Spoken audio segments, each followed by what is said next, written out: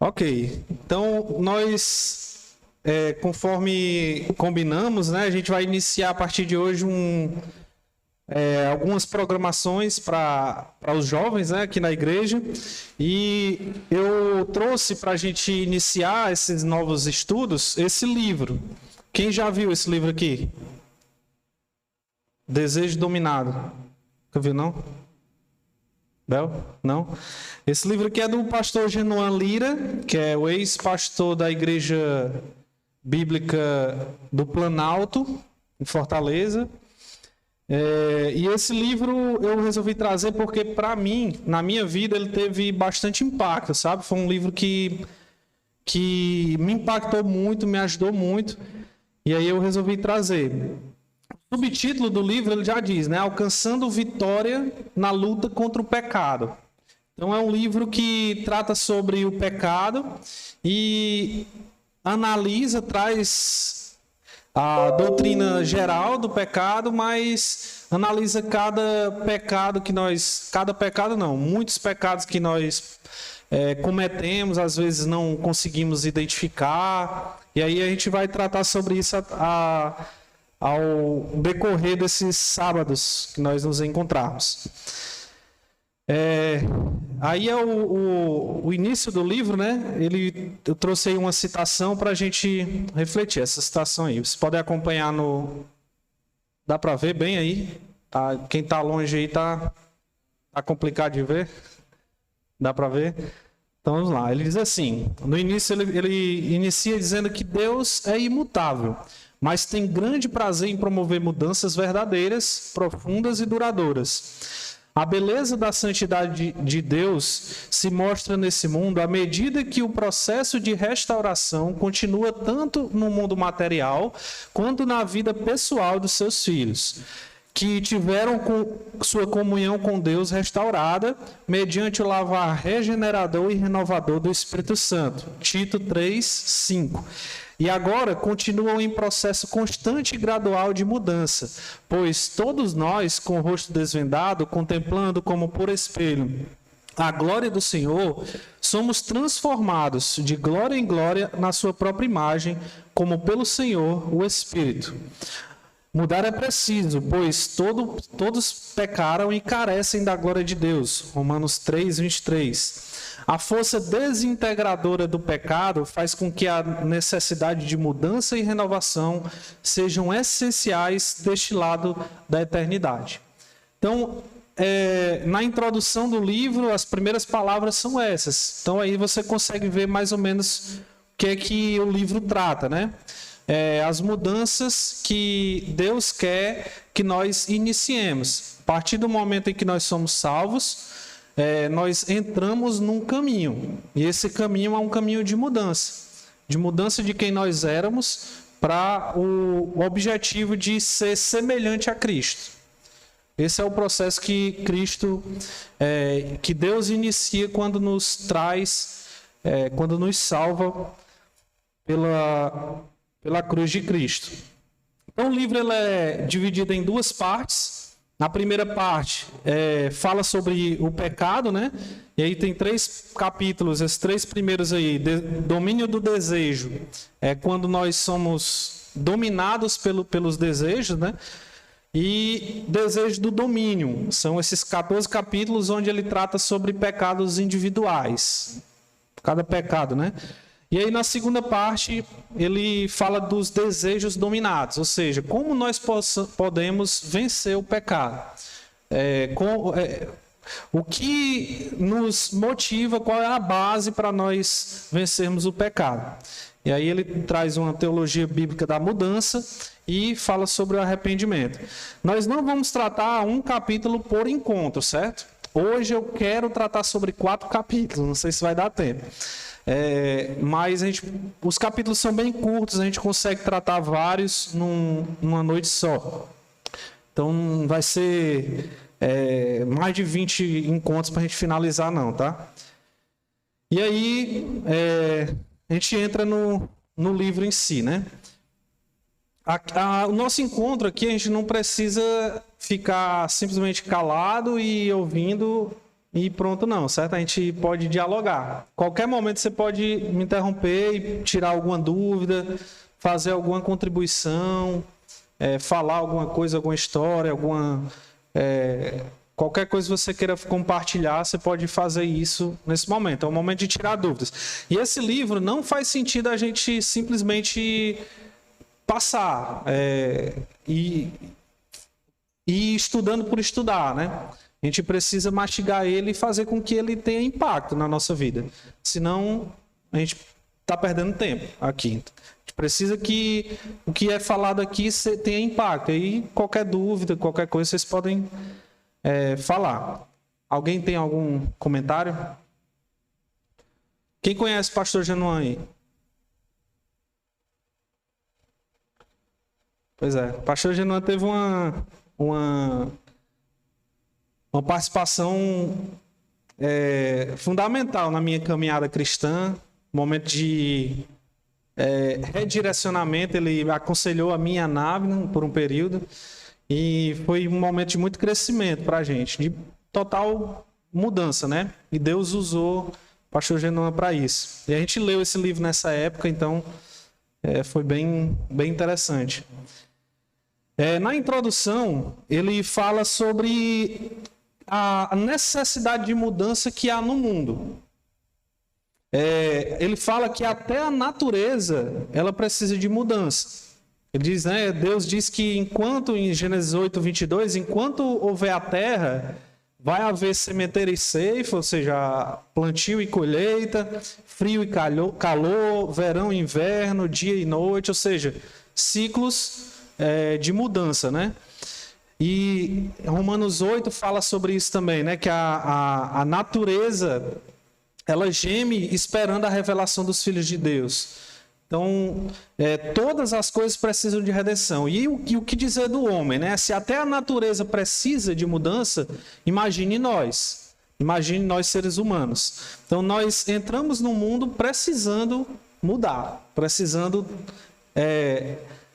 olhar para o caminho que nós estamos seguindo e ver que é um caminho errado e mudar em direção ao caminho que o fim é a glória de Deus, né? Então, Salmos, capítulo 51, versículo 5, o segundo ponto, né? Ele diz, eu nasci em iniquidade e em pecado me concebeu a minha mãe. E Eclesiastes 8, 6 diz que é grande o mal que pesa sobre o homem, porque todos nasceram em pecado já, né? Todos nós somos pecadores. E como o nosso problema é muito grande, nada pode nos servir de solução, como também uma grande solução. Então, assim como o nosso problema é muito grande, o problema do pecado é muito grande, um Deus muito grande tem que agir para solucionando esse problema, né? O Evangelho propõe, essa é a solução, né, que o autor apresenta para o problema do pecado. Primeiro, o Evangelho. O que é o Evangelho? O Evangelho é um anúncio de uma boa notícia. Esse é o significado da palavra Evangelho. E o Evangelho significa... o que o Evangelho propõe para aqueles que escutam o Evangelho é novo nascimento. É uma nova criação, né? Ganhar um novo coração, trocar o meu coração antigo e receber um novo coração. Uma nova mente, pensar de maneira diferente. Ou seja, um novo homem e uma nova mulher. Essa é a proposta do Evangelho. Então, se você até o dia de hoje, você não passou por um processo de nascer de novo, de abandonar o que você era e receber uma nova mente, um novo coração, se transformar em um novo homem, uma nova mulher, o Evangelho ainda não teve impacto na sua vida. Somente a palavra de Deus, ele fala do Evangelho, fala da palavra de Deus, que é o único meio apto, ou seja, que serve para discernir os pensamentos e os propósitos do coração. Somente a palavra de Deus, somente a Bíblia é capaz de mostrar, de revelar para nós os propósitos do nosso coração, né? Os propósitos e os pensamentos do coração, e lá fundo, né? E o Espírito Santo é imprescindível, pois ele é quem ilumina a mente e dispõe o coração para se submeter aos preceitos do Senhor. Então, somente com a ação do Espírito Santo agindo sobrenaturalmente, agindo poderosamente no nosso coração, para nós termos a mente iluminada e o coração submetido à palavra do Senhor, né? Então, precisamos do Evangelho, da palavra de Deus e da ação do Espírito Santo. Então, aí os ciclos, né, da natureza, noite e dia, inverno, verão, tudo precisa de mudança, inclusive o ser humano. E a boa notícia é que, movidos pelo Espírito Santo, seguindo a verdade, a palavra, não existe nada que nos impeça de sermos transformados. Seja qual for a situação, seja qual for o pecado, seja qual for o poço que você possa estar metido em relação a pecado, se o Espírito Santo te guia e você obedece à palavra do Senhor, nada te impede de vencer, seja qual for o pecado. E aí o capítulo 1, ele começa mostrando qual é o inimigo, né?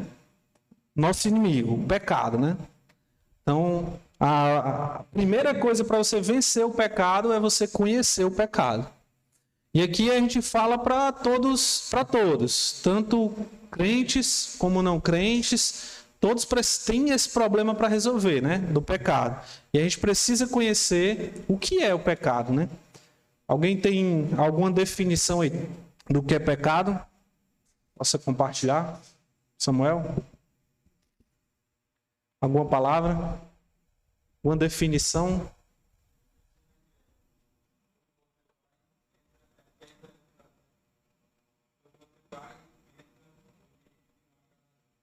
Tudo que você faz, pensa ou diz, acrescento, deixa de fazer, né? Também.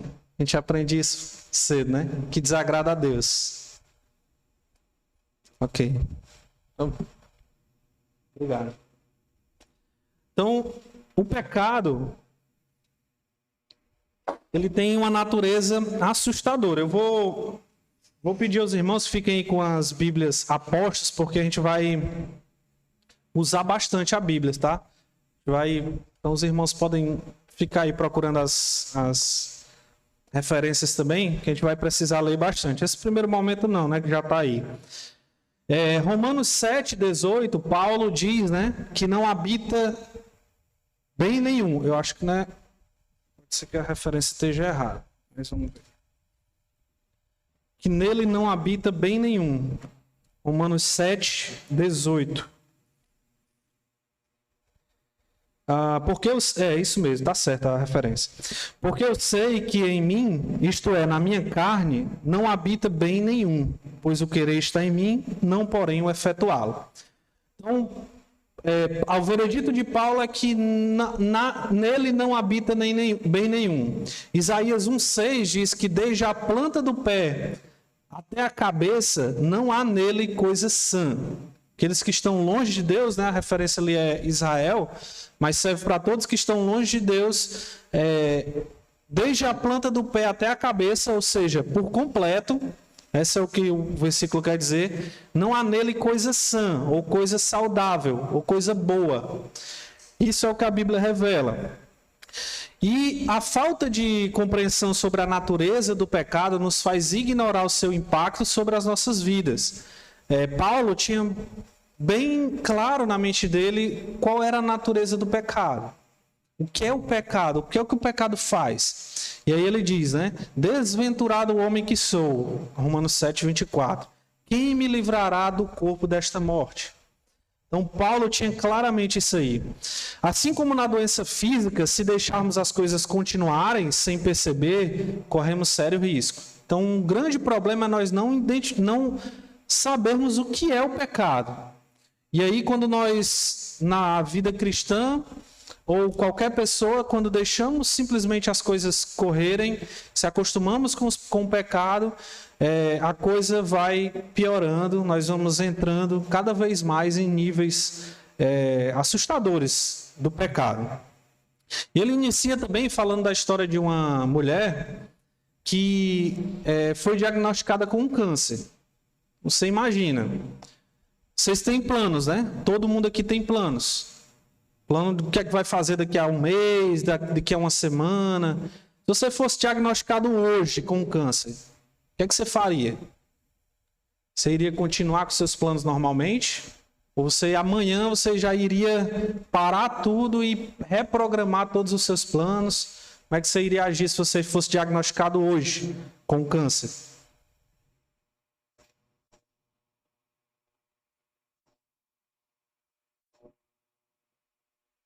Podem responder. Ficaria assim, calado e pronto? O que é que aconteceria com seus planos? Se for algo realmente muito grave,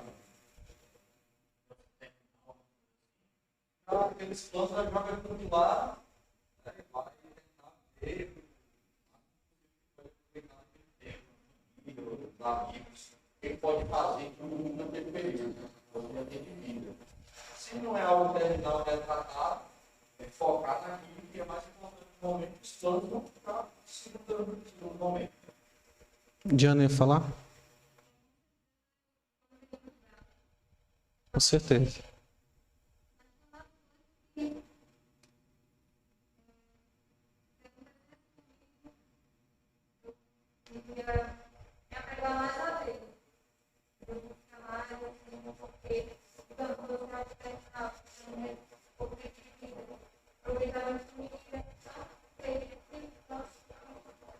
Pronto, esse é o ponto. O autor fala, ele traz esse exemplo, né? De alguém que foi diagnosticado com câncer. Você recebeu a notícia que você tem câncer. Você muda completamente sua trajetória, seus planos. Porque é uma doença grave, pode te levar à morte. E, paralelamente, o pecado, se nós identificarmos o quão grave é o pecado, nós também teríamos que agir assim. Muitas vezes nós agimos dessa forma, com preocupação máxima com doenças físicas, mas com a nossa vida espiritual, que é o mais importante, nós muitas vezes deixamos de lado. Não deveríamos agir assim. Assim como nós recebemos a notícia de uma doença grave na vida física, o pecado é uma doença grave na vida espiritual. Nós deveríamos estar nos esforçando e batalhando. Aquilo deveria ser o foco, né, da nossa vida, assim como é no caso de um câncer. Assim nós deveríamos tratar o pecado. Só não tratamos assim porque muitas vezes não conseguimos entender o tamanho, a gravidade do pecado. E quando nós entendemos, muitas vezes nós queremos não pensar sobre o quão grave é o pecado aos olhos de Deus.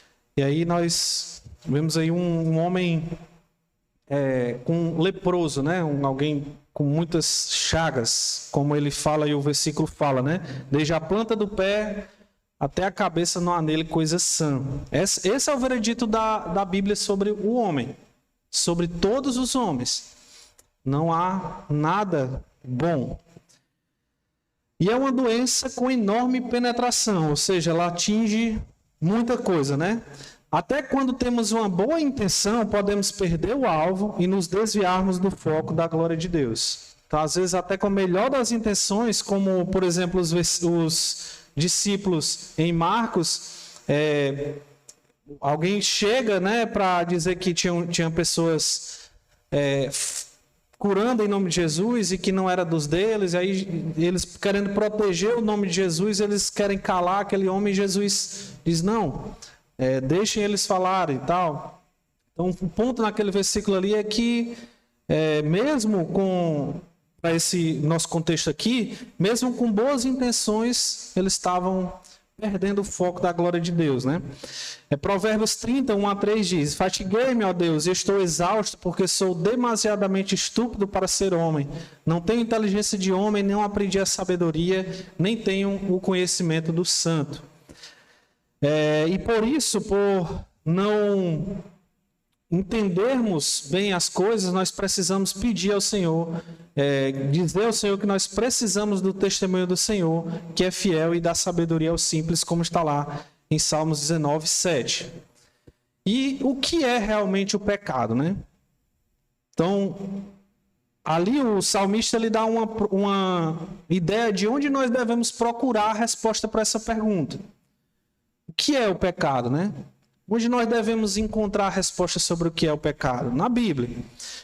Não temos que procurar definições sobre o pecado em nada diferente a não ser a Bíblia. E no Antigo Testamento ele traz aí algumas palavras, né, sobre definir o que é pecado.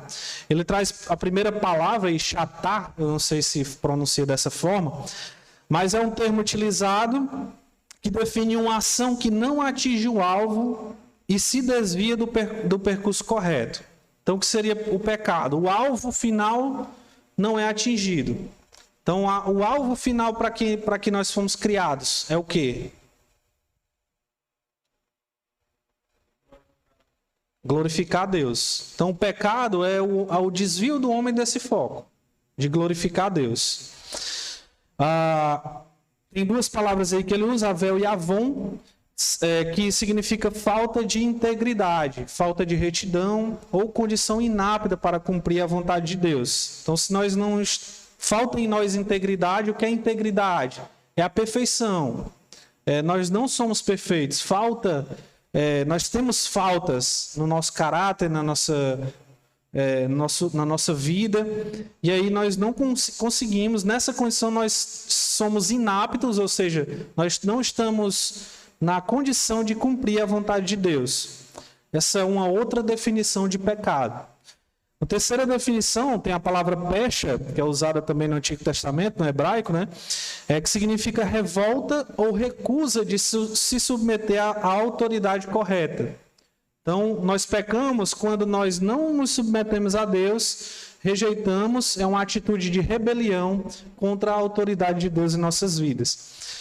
Achan significa nulidade, perversão ou distorção, ou uma deficiência.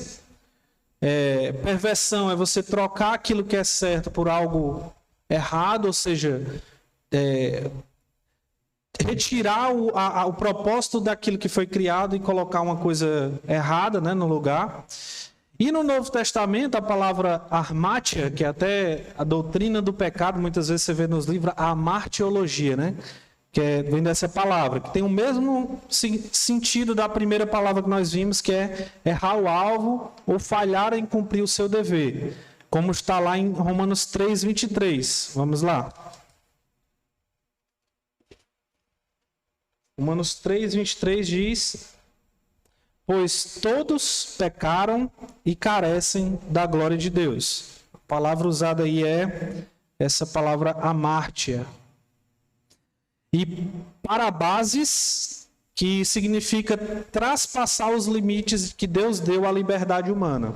Ou seja, Deus deu a liberdade para o homem, mas o homem ultrapassou os limites. Então existe um limite, o homem ultrapassa o limite. Isso também é um sentido aí de pecado, né? E anomia, que é ilegalidade. E paranomia, que é quebrar a lei. Nomia significa lei. Então, a anomia é agir contra o que Deus estabeleceu, e a paranomia é quebrar aquilo que Deus estabeleceu, né? São palavras usadas na Bíblia que muitas vezes a gente passa lá, pecou, né? Fulano pecou, ou pecado. Aí são essas palavras que normalmente são usadas, e elas têm esses significados. Então, devemos procurar a resposta para o que é o pecado na Bíblia. Não temos que olhar para nenhum outro lugar a não ser o que a Bíblia nos apresenta. E o que é que ela diz, né, sobre o pecado? Sobre o pecado. Primeiro, o que é um pecador, né? Pecador é aquele que não obedece às ordenanças de Deus. E o pecado, ele não se trata de uma calamidade casual, mas um caminho deliberado. O que é isso? A calamidade, o pecado, ele não é simplesmente algo que por acidente eu cometi. Não, o pecado é algo que nasce no coração do homem. Eu pequei porque eu desejei pecar. Ninguém peca porque foi obrigado a pecar. A gente peca porque quer. Então é um caminho deliberado, ou seja, eu quis fazer aquilo ali. Não é algo passivo, ou seja, não é algo que simplesmente eu fiquei parado no meu canto e aconteceu. Não. Não é uma falta, ou uma fraqueza, ou uma inabilidade, ou seja, eu não tenho a habilidade de fazer o bem. Não. O mal é o mal moral, um fruto perverso que brota do coração rebelde. Assim, o ser humano é culpável e merecedor da punição divina. Então, o pecado brota de um coração rebelde. Seja ele quem for, até aquele que nunca escutou a palavra de Deus, a lei está no coração dele de um modo que ele sabe que o que ele está fazendo é errado. Em todas as culturas, todo mundo sabe que enganar é errado. Que mentir para se beneficiar é errado. Não existe nenhuma cultura no mundo em que isso seja certo. Apesar de que na nossa cultura brasileira está quase lá, né? A gente está quase conseguindo fazer a mentira ser algo certo, né? Para se beneficiar. Mas todos sabem que aquilo que você está fazendo é errado. Independente de até quem não conhece a palavra de Deus sabe que assassinar uma pessoa sem motivo é errado. Então, todos estão em estado de rebeldia quando pecam. E rebeldia contra Deus. Porque Deus é que colocou aquela consciência no coração deles. E quando conhece a palavra de Deus, mais ainda, né? Romanos 1,8 diz, né, que todos os... Romanos 1, 27, 32, por aí, ele fala que todos são culpados, né, perante o Senhor. Então, todos os homens são culpados. E o pecado tem alguma dúvida aqui, até aqui? Acrescentem aí alguma coisa sobre essas coisas. Essa ideia de alguém mesmo sem conhecer a palavra de Deus e pecar, isso é possível? O que vocês acham? Diante do que eu falei aqui.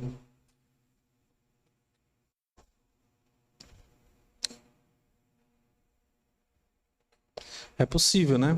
Porque todos têm a consciência que acusa, né? Como Romanos fala. E o pecado tem caráter absoluto. E nesse aspecto, o contraste entre bem e mal não conhece gradação. A gente tem muito essa ideia, né? O pecado é um bem que é o bem maior e ele vai diminuindo. E aí tem uma gradação entre o que é pecado e um bem menor. Mas nesse aspecto do caráter absoluto do pecado, não existe gradação entre bem e mal. Ou você está de um lado ou do outro. Você peca ou você faz o bem. Então, nesse sentido, o pecado não é meramente um grau menor de bondade, mas um mal positivo. Ou seja, você pensar aqui dois lados, né, numa escala, com um zero no meio, onde daqui para cá é o bem e daqui para cá o pecado ele é sempre algo que pratica o mal de forma ativa, certo? Isso é o que diz essa palavra aí, positivo. Mateus 12:13, vamos pegar Tiago 2:10 aí, para exemplificar esse ponto, né? Tiago 2:10.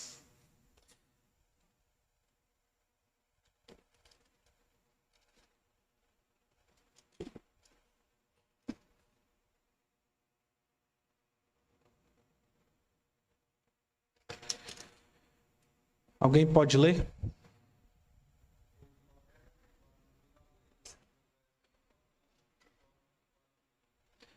Então, todos são culpados, né? Se você conseguisse na sua vida guardar toda a lei de Deus, mas pecar em um só ponto, diante de Deus, você é culpado. Logicamente, nós pecamos em muitos pontos, todos os dias, né? Mas se você cometesse apenas um pecado, isso seria suficiente para te tornar culpado perante o Senhor. Isso mostra a gravidade do pecado. Isso mostra o quão grave o pecado é aos olhos de Deus. E o pecado, ele sempre tem que estar... A gente tem que estar em mente a relação do pecado com a lei do Senhor. O que é que significa a lei, essa relação do pecado com a lei? Sempre o Senhor ordena o bem. E quando nós pecamos, nós sempre estamos transgredindo ou andando fora dessa lei que Deus colocou, né? Romanos 1:32, vamos pegar esse texto aí. Vou pegar o 2:12.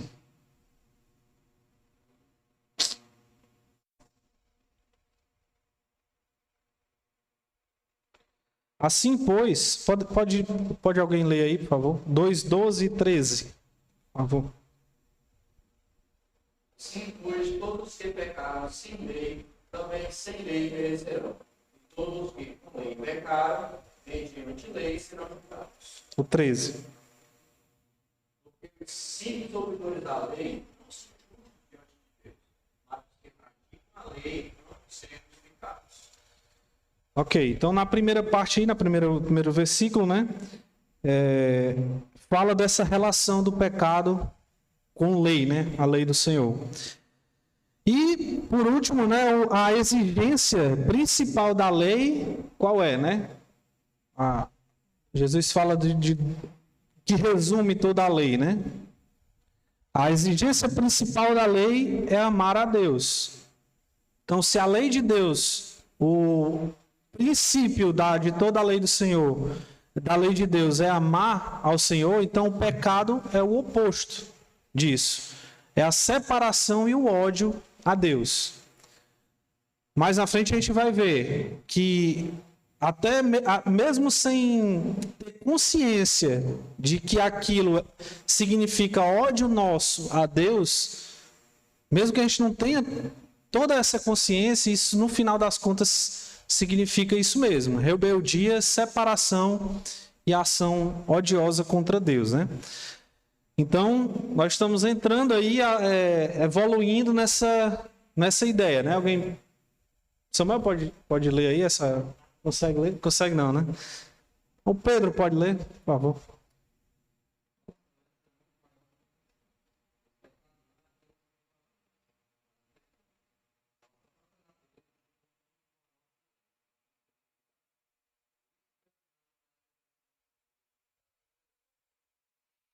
Ok. Então, o pecado é mais grave do que o que nós pensamos. E não é simplesmente alguma coisa que nós possamos fazer ou mudar que resolve o problema do pecado. Nós precisamos da misericórdia e da intervenção do Senhor em nossas vidas. Além do que pensamos, esse é o capítulo 2. A profundidade que habita em nós, do pecado que habita em nós. Jeremias 13:23 pergunta, né? Pode acaso o etíope mudar a sua pele e o leopardo as suas manchas?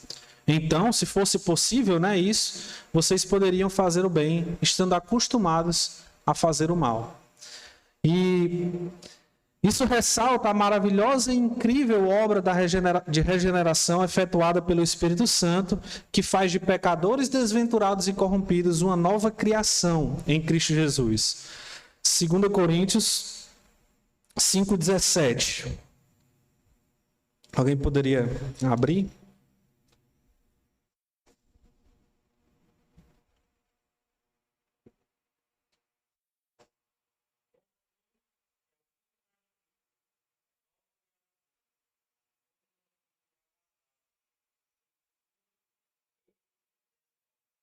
Eis que se fizeram nova. Então, se alguém está em Cristo, é nova criatura. Ou seja, olhando para essa natureza do pecado, o quão mal nosso coração é perante o Senhor, e olhando para o Evangelho, o que o Evangelho propõe é que você se torne uma nova criatura, um novo homem. Essa é a proposta do Evangelho. E olhando essa transformação de alguém que era rebelde contra o Senhor para alguém que busca cada dia obedecer ao Senhor, isso ressalta a maravilhosa regeneração que o Espírito Santo fez em nós. Isso é a coisa mais bonita, né, que pode acontecer com alguém, essa transformação. Você consegue lembrar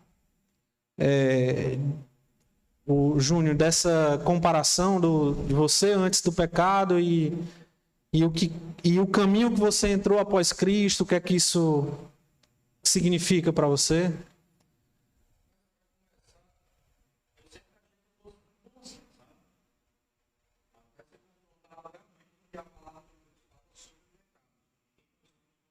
Vai ter que lidar com a realidade primeiro, não eu pensava. E aí eu fui, meus olhos meio que se abriram para a realidade da minha vida. E graças a Deus, de lá para cá, foi lutando. E é uma luta diária, mas é sempre essa tentativa de estar melhor cada dia. Mata o leão cada dia. Então, conhecer as reais dimensões da profundidade do nosso pecado vai nos ajudar a ter uma perspectiva correta de quem nós somos, que o Júnior acabou de falar, da intensidade da contaminação e da grandeza da misericórdia divina. Então, se você não olhar para o pecado como ele realmente é, você nunca vai conseguir entender a maravilhosa graça que o Senhor propõe e a maravilhosa misericórdia que Deus pode derramar sobre a vida de um homem pecador. Se o Júnior nunca tivesse sido confrontado com essas verdades sobre o pecado e que ele é um pecador, ele nunca teria despertado para a necessidade de Cristo, de um Salvador.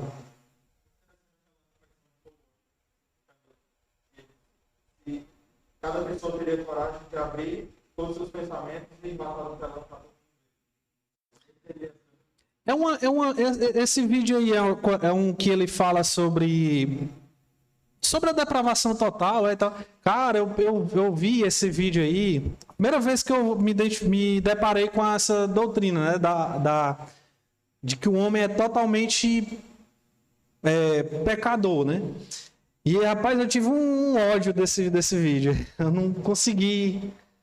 Eu não sou assim, não. E eu já era crente. Já tinha recebido o Senhor. E eu ouvi pela primeira vez, que é isso, cara? O pecado não é isso tudo, não. Esse cara tá exagerando. E aí depois você vai olhando para a Bíblia e vendo o que é que ela fala sobre nós, e aquilo vai... você vai vendo o Senhor revelando a ação do Espírito Santo. Na leitura da palavra você vai vendo que realmente é isso, né? Tem a tendência uma perfeição de vida. A gente quer se comparar com piores pecadores. Então a gente sempre vai ver assim, não, eu não sou tão mal.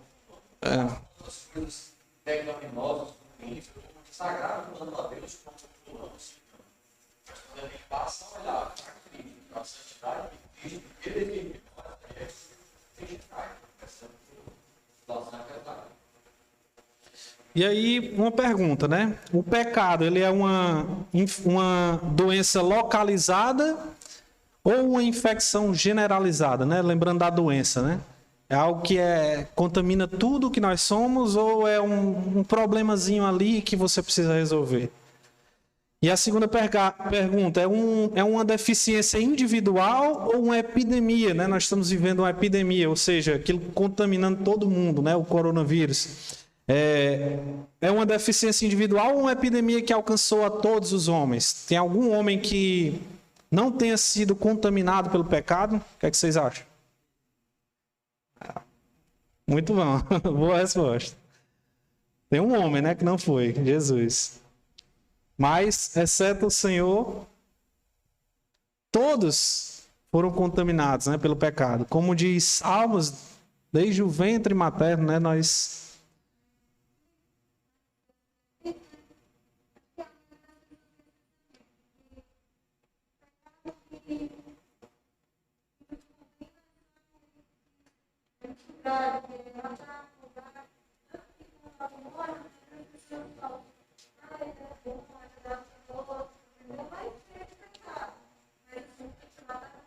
Uhum.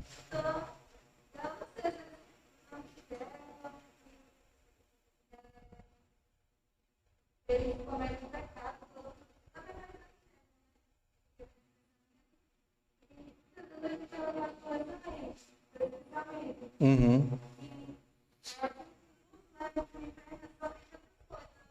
Os pecados graves.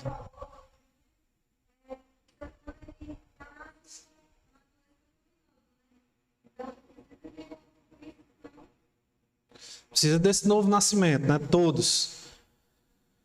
É muito importante esse ponto aí que você trouxe. E o pecado, ele não é alguma coisa que é essencial à natureza humana. Ou seja, você só é homem se você for pecador. Não. Deus fez Adão sem pecado. E o objetivo de Deus é nos levar para o céu, é nos dar uma nova natureza em que nós seremos completamente livres do pecado. Nós podemos ser homens e não pecar. Não ter pecado, né? Isso não é algo que é indissociável do homem, né? Porém, a morte passou a todos os homens porque todos pecaram. Romanos 5:12. Isso é o que a Bíblia diz. A morte passou a todos os homens porque todos pecaram. Todos, sem exceção. E aí nós temos inúmeros versículos aí que falam sobre isso, né? 1 Reis 8:46. Podemos ler.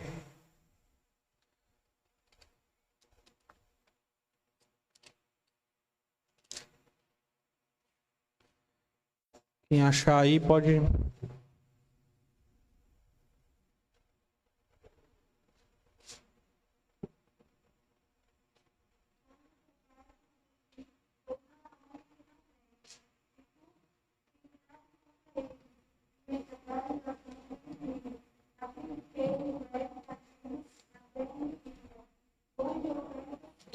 É o princípio aí do versículo, né? Ele diz: quando pecarem contra ti, pois não há homem que não peque. Não há homem que não peque, né? Todos, sem exceção, pecaram.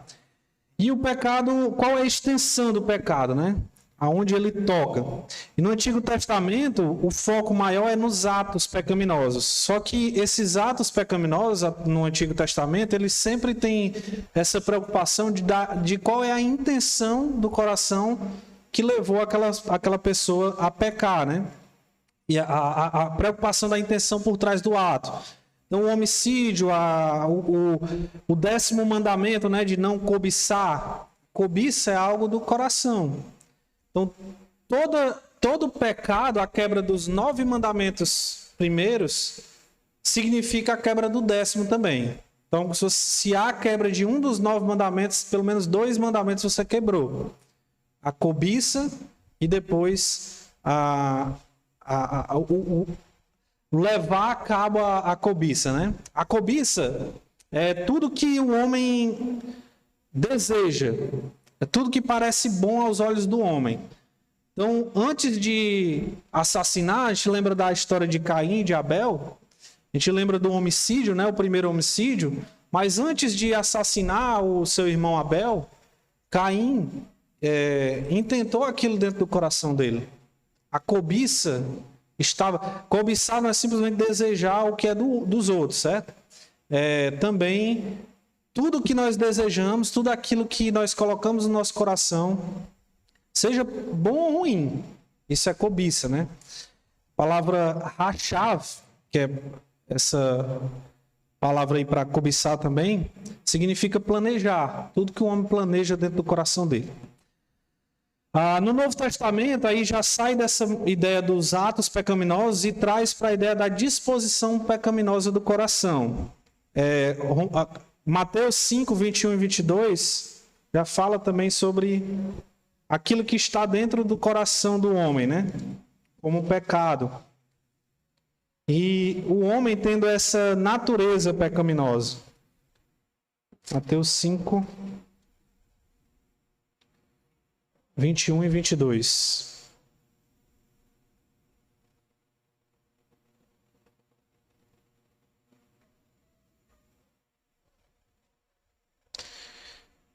Vamos para o 5, 27 e 28, melhor.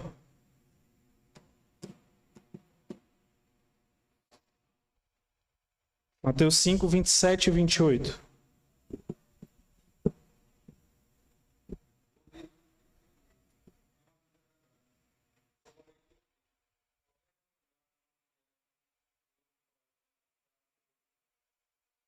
Então, o adultério é colocado como pecado até quando nós intentamos dentro do nosso coração. Nosso coração deseja algo que é impróprio, que é contra a vontade do Senhor, aquilo já é pecado. Por quê? Porque as más ações, o penúltimo ponto aí, as más ações são meros reflexos daquilo que o homem abriga dentro de si. Mateus 15, 18 e 19. Versículo importante também.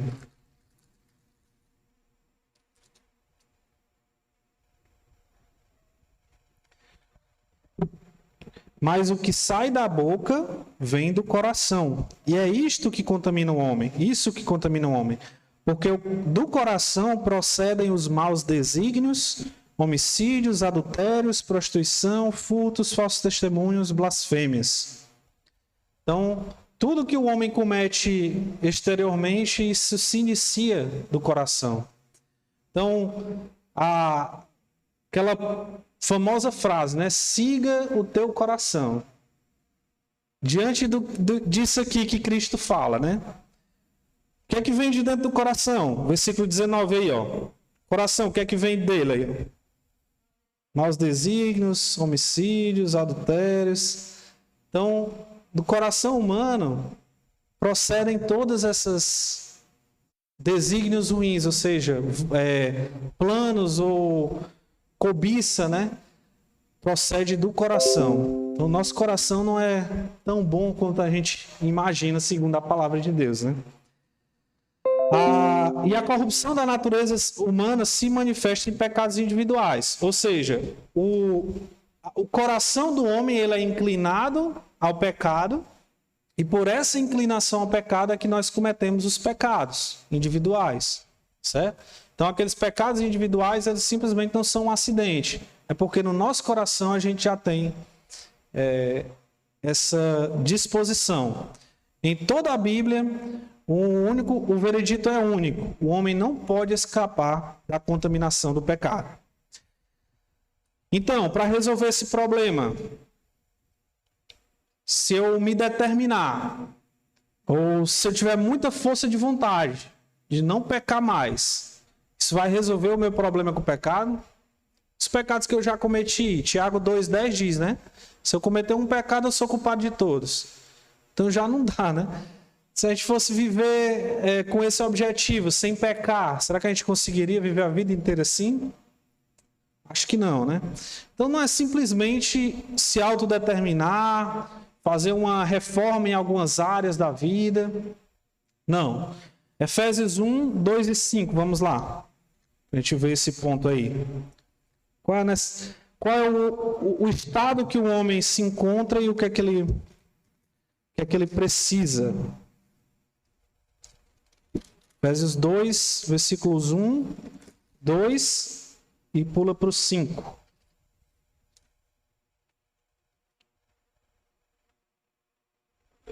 Pode ler.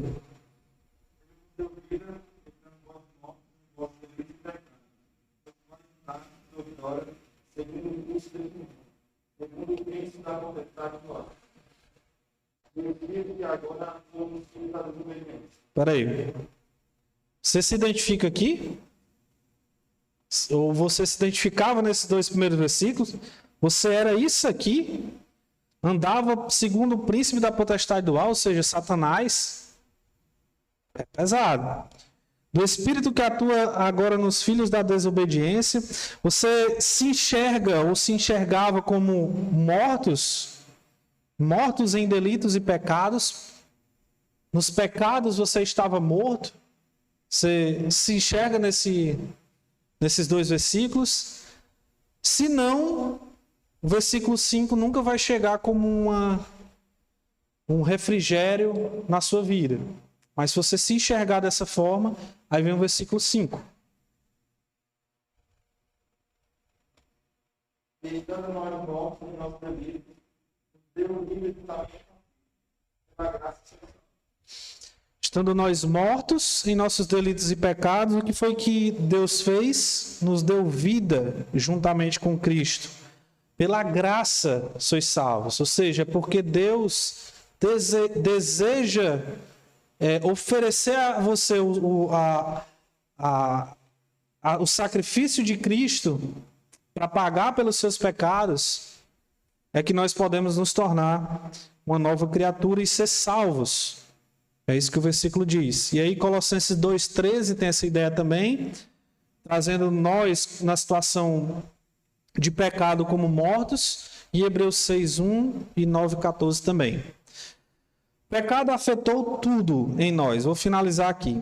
Contamina o corpo, Romanos 6,12. Afetou a nossa mente ou razão. 2 Coríntios 3, 14 e 15 traz bem essa ideia. Então, afetou o nosso corpo, afetou a nossa mente, atinge as nossas emoções. Gálatas 5,14, vamos abrir aí Gálatas 5,14.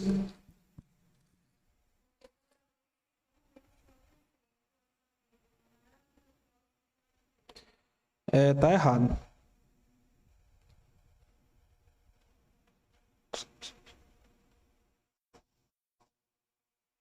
É o 24. Os que são de Cristo crucificaram a carne com suas paixões e concupiscências. Então, as nossas paixões ou nossas emoções também foram afetadas pelo pecado. E também a nossa vontade, ou seja, aquilo que nos leva a realmente realizar aquilo que nós colocamos no nosso coração. Se nós formos, para finalizar, nós formos bem sinceros, olharmos para dentro do nosso coração, nós chegaremos à mesma conclusão do salmista Davi, que diz: não há parte sã na minha carne. Que Davi estava sofrendo por causa do pecado que ele tinha cometido, sofrendo até fisicamente por causa do pecado que ele tinha cometido, e ele olha para dentro de si e diz: não há parte sã na minha carne. Aqui ele está falando da sua natureza, né, pecaminosa também, usando a metáfora da carne como falando, mas logicamente falando sobre a vida espiritual dele, né? Salmos 38:7, não há parte sã na minha carne. Assim como Davi, nós precisamos olhar para o pecado e nos arrepender. Vou finalizar aqui, porque já estourou bastante o tempo, né? Mas nós iríamos ver agora o caminho do arrependimento. O pecado, ele traz esse sentimento de tristeza, mas a tristeza que nós devemos ter é a tristeza que nos conduz a arrependimento. Se você olhar simplesmente para o pecado, sem olhar para o evangelho, para o remédio que cura o pecado, que é Cristo, essa é a tristeza que leva para a morte, como 2 Coríntios fala. Mas se você olhar para o seu pecado, entender a natureza do pecado como nós vimos aqui nessa noite, e entrar num caminho de arrependimento, ou seja, de mudar de caminho e ir em direção a Cristo, aí sim é a tristeza que leva ao arrependimento que a Bíblia nos manda ter. Então, que busquemos esse caminho do arrependimento. Aqueles que já encontraram a Cristo, olhemos para os nossos pecados, vendo a seriedade dele, e aqueles que não encontraram a Cristo ainda, que nunca nasceram de novo, como nós vimos aqui, que possa olhar também para a natureza do seu pecado, o tamanho do seu pecado, e correr para Cristo e receber perdão, receber graça, receber refrigério por meio do sacrifício que Cristo fez pelos nossos pecados. Então, próxima vez nós veremos essa parte aí do caminho do arrependimento. Comentários? Pode, se quiser encerrar e só conversar um pouco.